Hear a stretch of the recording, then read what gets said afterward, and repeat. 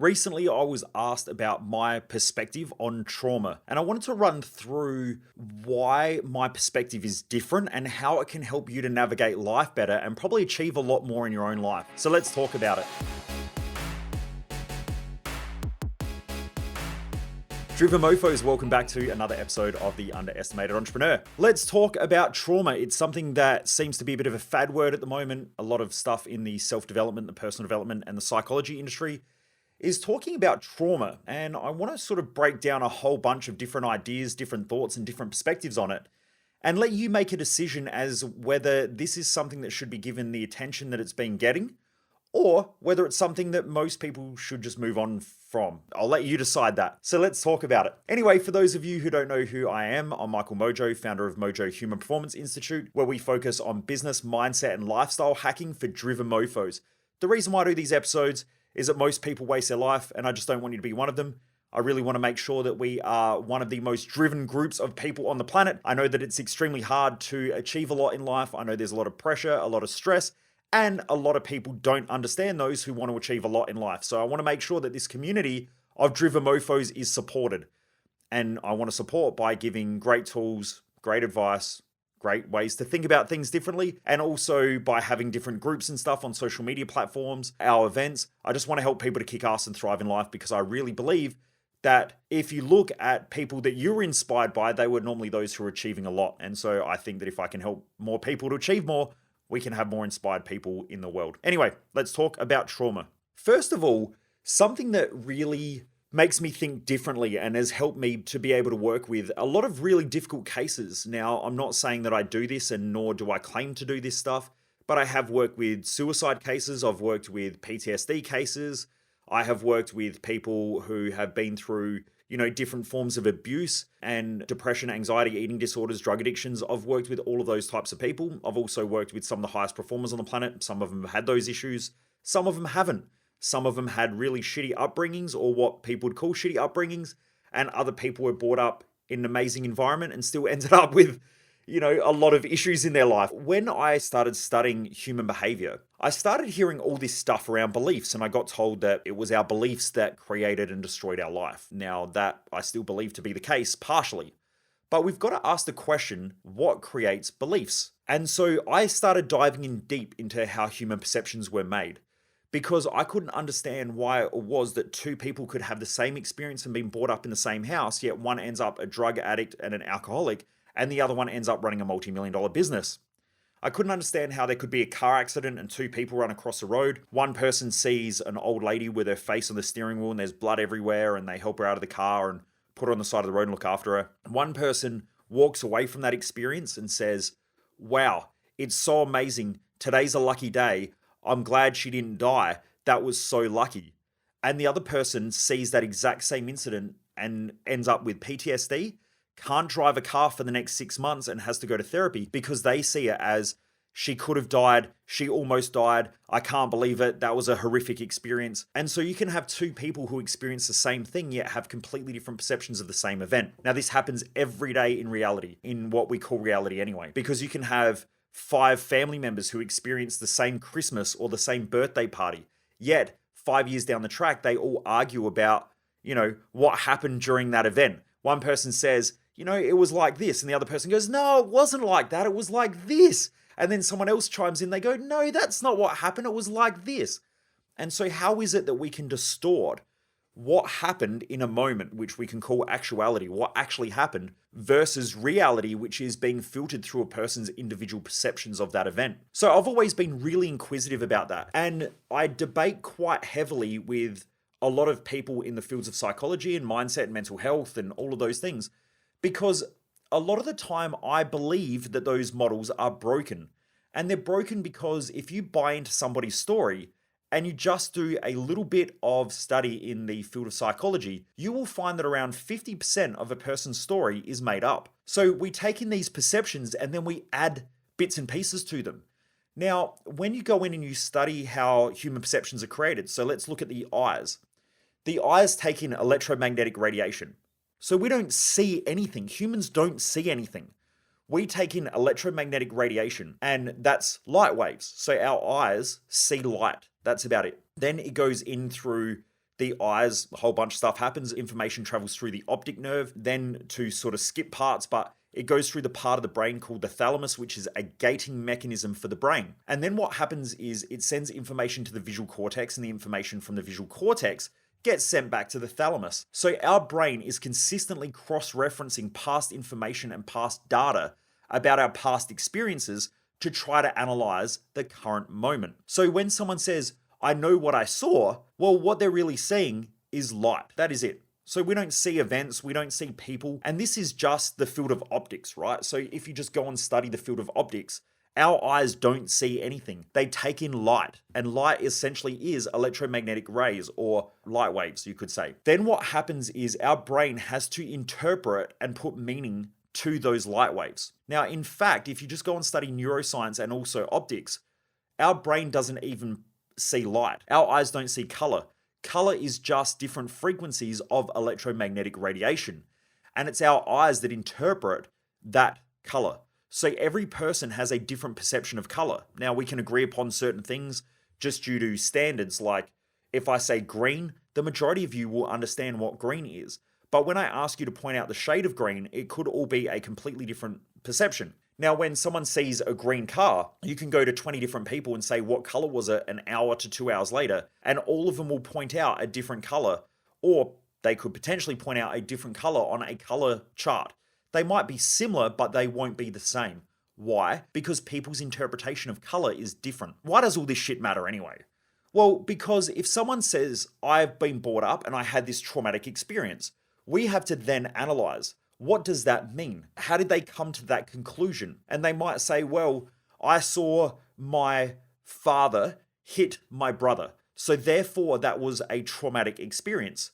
Now, when we look at the perception and how our brain perceives it, you can have 3 different family members who all perceive that as being a different experience. One person calls it trauma, one person calls it, telling off, or, my brother fucked up and he did something stupid, and so, my dad hit him. Therefore, he was actually being punished for him doing something stupid so that he wouldn't do it again. And then you might ask the other person, they go, maybe dad overreacted a little bit. So you've got 3 siblings who perceive that experience as something completely different, even though they're in the same family dynamic. And that is because their eyes all filtered information completely differently through the brain. Now, then we've got to look at the idea of touch. Now, the idea of touch is still up for debate. There's a lot of different science around what touch actually is. But if you go to physics, we can't actually touch anything, because when 2 elements touch, they form a new element. If we just look at hydrogen and oxygen, if you have 2 hydrogens, so H2, and then you put an oxygen molecule in there, and we have H2O, and those molecules bond, then you form water, so it forms a brand new element. When we perceive the sense of touch, it's a perception of touch. It's not actually touching something. So our brain interprets that through the nervous system as being the perception of touch. Now, for some of you out there, this is going to be a bit of a mindfuck, but I go into a lot more of this in our Thrive Time event, because it is really important to understand how you perceive things, because if you don't question your perceptions, you may be stuck in them saying that, well, this is reality. I know what I felt. I know what I saw. I know what I heard.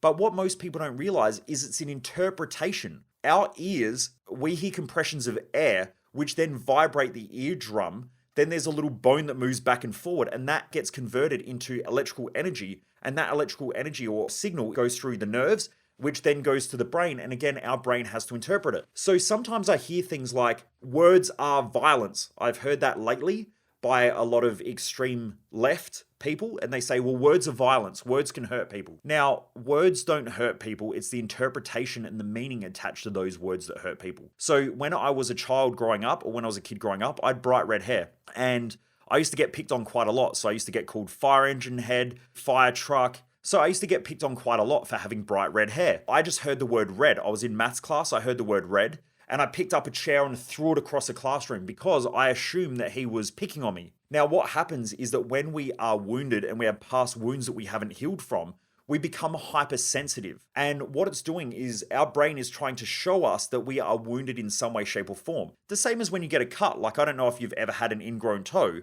but your toe bangs up against your shoe maybe 100 to 1,000 times a day, and you never notice it. But when you have an ingrown toe, you notice how painful it is every day because your toe rubs against your shoe so often, it bangs against things consistently, but we just don't take notice of it because the pain's not there. So when we have a wound, a mental and emotional wound, or we have these mental and emotional imbalances within our brain, we become hypersensitive to things. So I was hypersensitive to the word red.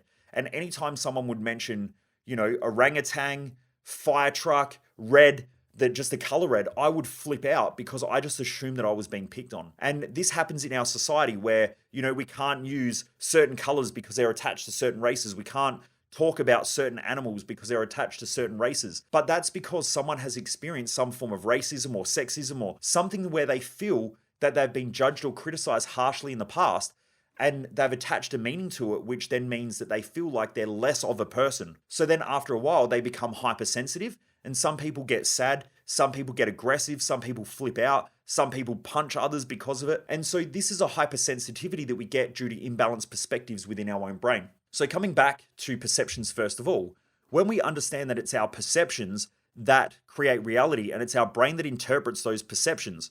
So we get fed information through our senses up into our brain. Our brain has to try to figure out what things mean based on past experiences. Now, as a newborn child, that can happen genetically or epigenetically. So if our parents have certain issues that they haven't dealt with as parents, then that gets passed on epigenetically, and that gives us a journey in our own life. And that's why you see certain patterns of behavior repeated from generation to generation, because they're normally passed down epigenetically. So this is part of it.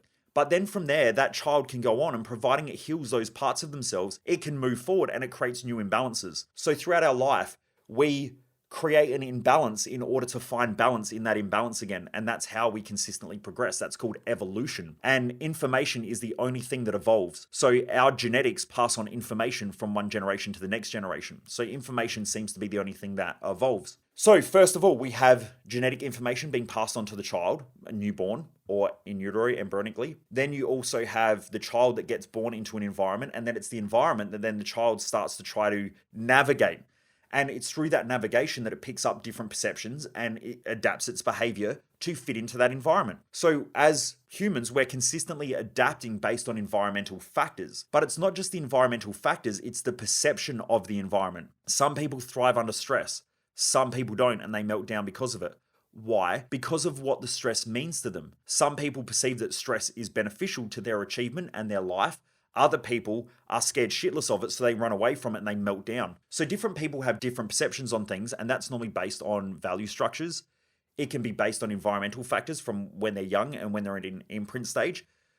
My point is, though, that when we're talking about something like trauma, it's very tricky to navigate, because in this day and age, a lot of people are being rewarded with a victim card by being told that they had a traumatic upbringing. But when you speak to most people would say that they have some form of trauma or fucked up childhood or something like that. Now, I've worked with plenty of people who say, no, I had a perfect childhood. And you go back and you start going, well, tell me how you were brought up. Tell me what your parents did. What didn't you like about their parenting style? And you realize that they had trauma. They just don't label it as such. They just have an experience. They go, well, that's just mum and dad doing their best. That's just how they were. Like, my parents came across from the other side of the world, and that's all that they knew. So they used to yell a lot and they used to scream a lot, but that's all they knew. And I understand that because they didn't know any different.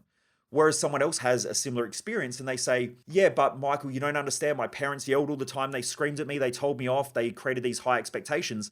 And that's the reason why now I'm scared and I'm afraid and I can't do anything. And I feel like, I'm never going to get anywhere. And I beat myself up and I don't do anything. And, I have this high functioning anxiety, and it's also why I have depression.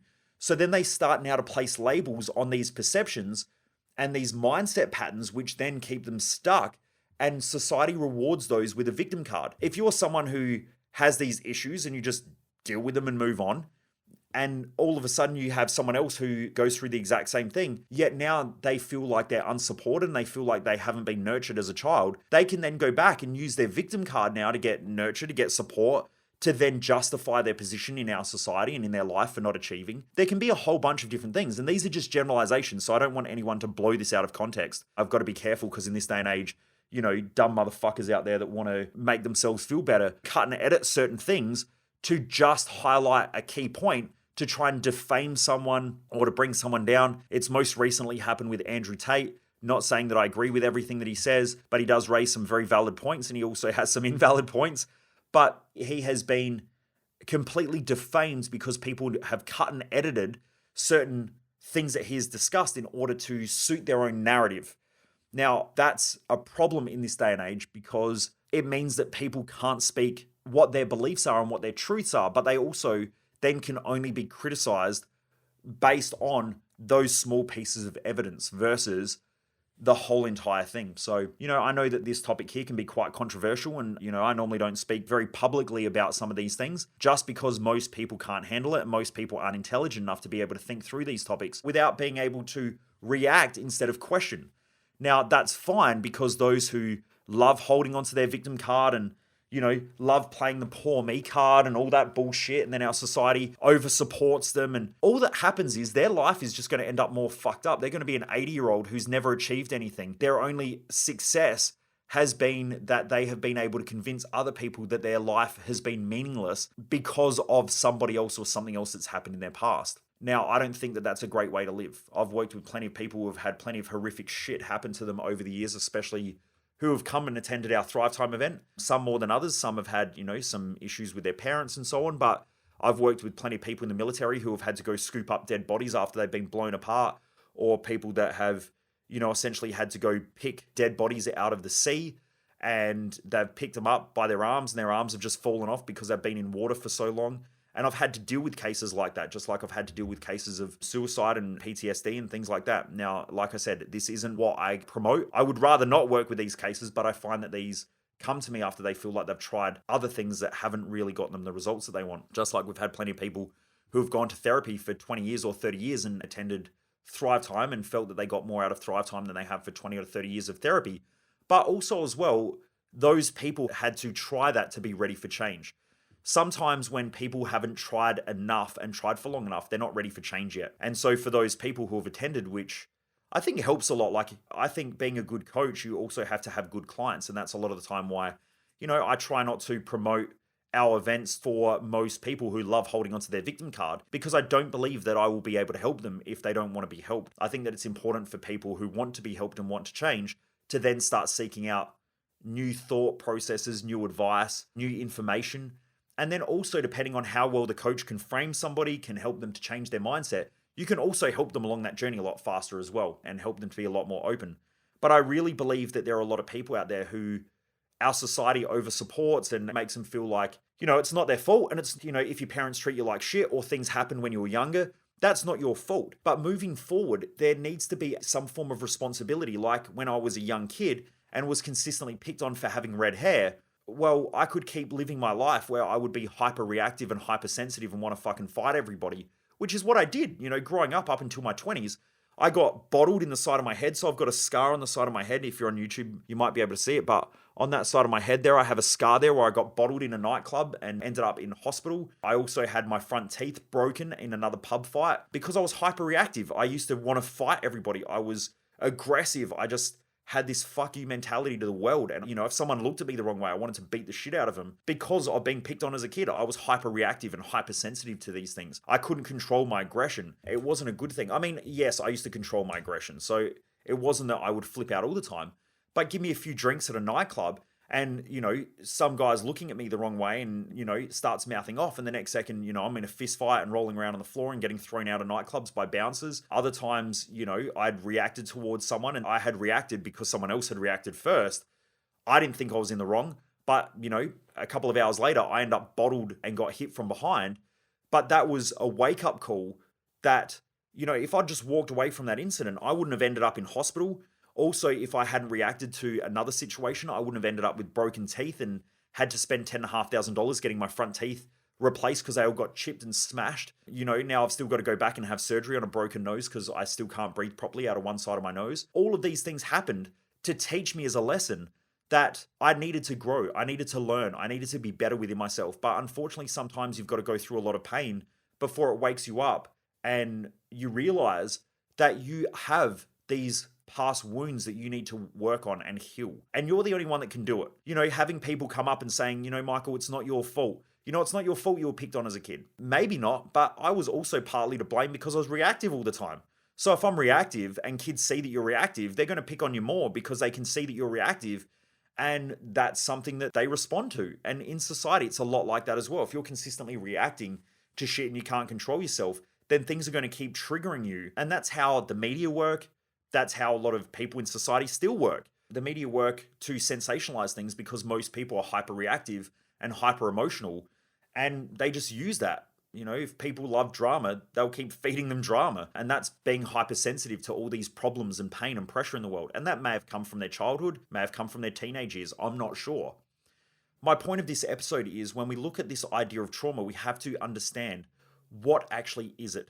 And we need to dive into perceptions and how perceptions are created. Because when somebody studies just a little bit of neuroscience and they're semi-intelligent, they don't have to be a fucking genius. They just have to be semi-intelligent and go, if I believe this is true, then how do I create beliefs? And then when they look at neuroscience, they will start to understand that beliefs and stories and also meanings are created from perceptions within the brain. And it is us that creates those perceptions. It's also us that can change those perceptions. And you can easily do that by looking at certain incidents and looking and asking different questions to see different data. And that's something that most people don't do. But until you have the right questions, you won't find the right answers. And it's just asking better questions. If you ask better questions, you start to get better answers. And when someone says you can't change the past, you can change the past because the past exists within our own mind. And within our own mind, we're making up beliefs, stories, and meanings consistently on a day-by-day basis, and we're changing our perceptions, we're changing our perspectives, we're adapting our behavior to suit certain environments, and we consistently do that. It's called neuroplasticity within the brain, which means that the brain changes itself consistently and adapts. And if we go back and we look at past experiences and we realize that our brain is all made up of these perceptions, and these perceptions are highly distorted, then if we ask better questions, we can see things for what they are, not what we perceive they are. Now, I'm not justifying, because this happens a lot as well, where someone goes, well, so you're just justifying all these fucked up things that happen to people. I'm not saying that at all. That's normally what happens when someone is highly triggered and they don't ask effective questions and they don't think intelligently about these things, which is why I'm very careful talking about them in most cases. There are a lot of people out there who love to justify their position and love their victim card, and they will throw this shit back and go, you're just justifying all these fucked up things that happen to people. I don't agree with that at all. What I'm trying to do is that if an individual wants to free themselves, they need to go back and they need to ask better questions and look at different pieces of data to see what's true and what's not true. And they need a good therapist or a good practitioner to work them through those experiences to neutralize them. Because if not, that situation will always control them and will always trigger them because they are wounded. But unfortunately, our society love to reinforce those patterns of behavior and reinforce people's victim mentality, which can keep people trapped mentally and emotionally. And I've seen people in the depression, mental health space who are consistently depressed, yet are speaking about mental health and depression and how bad that it is. And so at one point, they get all this attention, they get all this acknowledgement, they make really good money from speaking about mental health issues, yet at the same time, they're being absolutely punished and traumatized and are suffering their whole entire life because they keep going through these massive depressive or anxiety cycles. Do they give up their money? Do they give up their fame? Do they give up the attention that they're getting? Do they give up their career to then potentially work through the things that they perceive are trauma? Do they give up their perception of their mental health problems? Or do they keep their mental health problems, which then gives them the life that they want, yet at the same time they have to suffer because of that lifestyle? I'm not sure. I've tried to work with people in that space, and a few of them have completely fucking ignored me once I've started questioning them. As in, they've sat down with me, they've said, look, I want to deal with this shit. I have given them, here's what we need to do, here's how it looks, and I've never heard from them again. And I know that it's because they are pushing away from me because they know there's an unconscious pattern.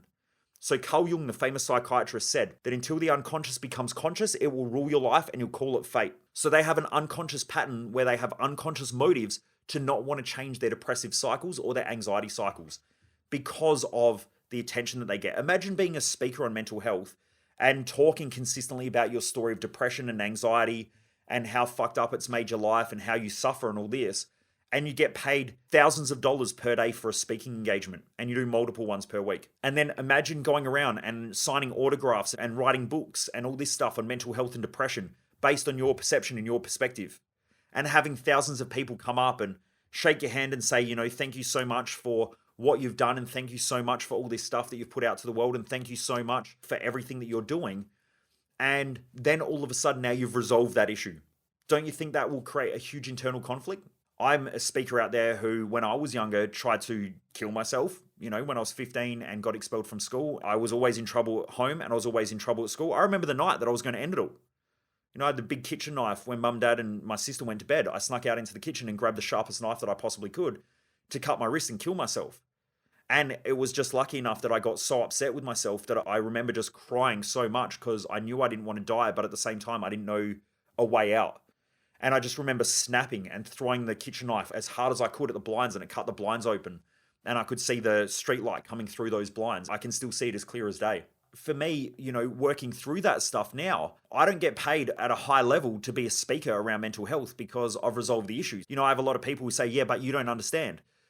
That's because I have resolved my patterns and I've resolved my problems and I've worked through them. In most cases, I still have shit that I've got to deal with. And that's a lifelong journey for everybody. You never resolve mindset problems. You just create different challenges throughout your life. And that's part of the goal of growth. And that's part of evolution, if you just look at evolutionary biology. And so, I don't get a lot of people coming to me wanting me to speak around mental health. I don't know why, but it's probably because I don't over exaggerate it and I don't talk about how bad it is and all of this sort of stuff. To me, it was just a learning that I had to resolve. The same as, a lot of high functioning anxiety that I had. I've had to resolve it, and sometimes it still comes up and I just, go back to the tools that I teach at Thrive Time and I work through it and off I go again and I'm fine. But a lot of our society wants to reinforce these patterns because a lot of our society wants to play the victim card. They want to engage in drama. They want to engage in problems. They want to hear how people suffer and all that so that people can connect through that shit. And that's okay. I get it. It's part of their journey. But at some point, I think that most people get to a stage in their life where they go, this shit's not working for me anymore and I'm fucking sick of it. And I've asked this from a lot of people who have attended our Thrive Time event. And I've said, why did you go to therapy for 20 to 30 years if you knew that it wasn't working? They said, Michael, I just didn't know any other way. I didn't know anything else until one day I heard you talk and I went, shit, maybe I need to try this. And so I can show you testimonial after testimonial of people that have sent through messages on Facebook or social media of having gone through that. Some of them I don't even know have these patterns of behavior until after they've attended an event and then they let me know. I mean, this is fairly common. So I think that a lot of people do have to suffer before they realize that they don't want to suffer anymore. And until the pain becomes bad enough, a lot of our society don't want to change. I work with business people every week who, they come to me when their business is absolutely fucking totaled. And I say to them, how long have you known about me? And they go, I knew about you 5 years ago. And I say, why didn't you reach out for help 5 years ago? And they say, Michael, I thought I could fix it. I thought I would get through it. But then normally by the time they come to me, they don't have any time because they're flat out trying to fix their business. And they don't have any money because they've just blown all their cash trying to fix a problem that could have been solved 5 years ago. Most people with mental health issues don't go out and try different things. They just get drugged and medicated and then they walk around and just say, part of the reason why I have this is because, it's the mental health issue. And then, we have things exacerbated by pretty sloppy science like that, depression and anxiety are chemical imbalances. And yes, they are a chemical imbalance, but you can have a chemical imbalance if you throw a snake in the room with somebody and they perceive a threat. Immediately, they change the neurochemical response in their brain. So when you perceive a threat, your stress levels change immediately. It's the perception that drives the chemical imbalance. And so if someone consistently perceives stressful situations, or if someone has a past trauma that hasn't been dealt with and they react consistently, then that's going to consistently drive a neurochemical imbalance outside of the norm. So this is very, very obvious and can be very easily explained, but most people don't want to hear it. Unfortunately, even a lot of people in the mental health space don't want to hear it because they make a career out of booking people in for the next 30 years to try to help them. We've had plenty of psychologists, psychotherapists. We've had medical doctors come to our events. We had someone who worked in neuroscience actually come to one of our events years ago. So we have these people come through because they're looking for something different. They're looking for something new. Or not saying that this is new, by the way. It's some people know about it. It's just they've thought about it differently. I was lucky enough to study through a lot of them and then start to piece together my own frameworks to help with this stuff. My point of this episode is that really, unless you're prepared to question things and unless you're prepared to say, is this really as good as life's ever going to get? And also, is there something else out there that can help me change my perspective or my perceptions? Then a lot of people are going to be stuck in life. It's becoming more fashionable to, I hate using that word, but it is becoming more fashionable to have mental health problems. And, a lot of our society are being taught about mental health. So a lot more people are finding out that they have these mental imbalances, which is quite common. Just years ago, we never labeled them as such. And maybe it's just we're becoming more aware. But also, I think that there's a massive lack of tools and also a massive lack of understanding around how the human brain works, as in how our sensory system feeds information to our brain and how our brain interprets that information. And so, a lot of people are trying to deal with beliefs and a lot of people are trying to deal with these issues from the past that they don't actually even understand how they were created in the first place. And if you don't understand how something's created, it's really, really hard to try to change something if you don't know what drives it in the first place. So, something to think about, people. I really wanted to do this episode because someone did ask me the other day about what my perception was of trauma, and my feedback to them was, what do you mean by trauma? Can you explain it to me? Because different people use that label in different ways. Is it a clinical way of trauma? If so, what is that clinical terminology?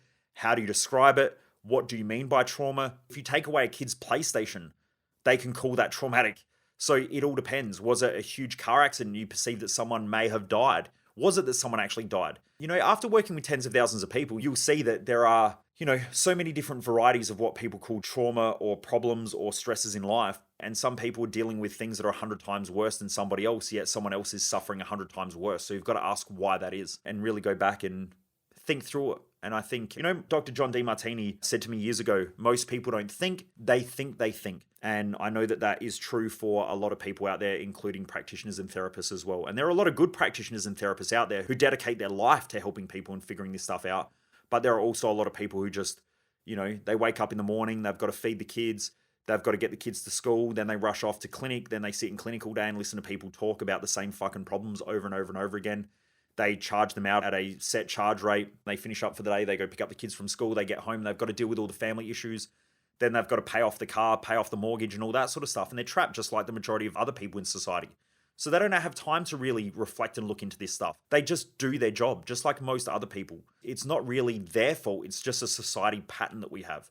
I don't know that most people don't want to be great, but most people will never be great at anything because they don't commit the time and dedicate the energy and the resources to be great at something. And also to challenge the way that they think.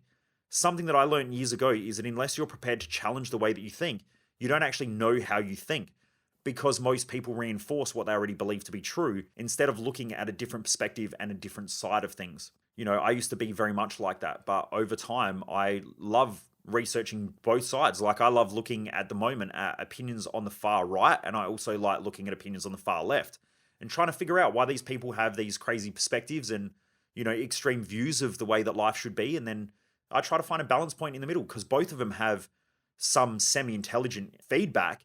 It's just that the far left argues with the far right and the far right argues with the far left. And this is like politics, right? One side says red, the other side says green.